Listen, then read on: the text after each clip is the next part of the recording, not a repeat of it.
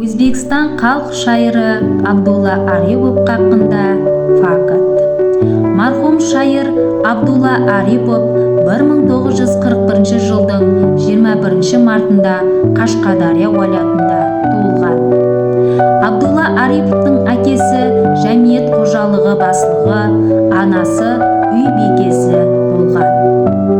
Абдулла Арипов шаңырағында 8 перзент, 4 ұл, 4 қыз. Абдулла Арипов ұллардың кенжесі еді. Шайырдың ең дәслепкі қосықлары «Тilla балықча, мен үшін севаман Өзбекстанны». Шайыр 1958 жылда орта мектепті алтын медалменен тамамлаған. Ташкент Милли университеті журналистика жөнелісін 1963 жылы тамамлаған. Өзбекстан халық шайыры Абдулла Арипов Өзбекстан Республикасы гимнінің авторы.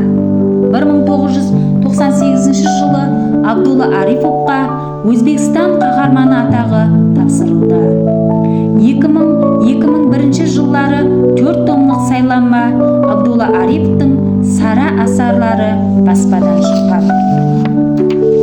1983 жылы Өзбекстан халық шайыры, 2015 жылы Италия жұлдызы ордені, 2015 жылы халықара алтын жұлдыз орденіменен сыйлықталады.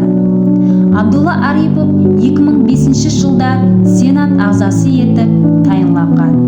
2009 жылдан өмірінің ақырына шейін Өзбекстан Республикасы жазушылар алқамы раисі лауазымында жұмыс алып барған.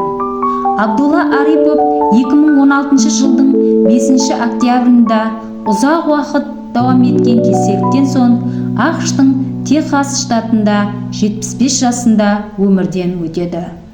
Ташкент қаласындағы Чығатай қабірстанына жерлейді.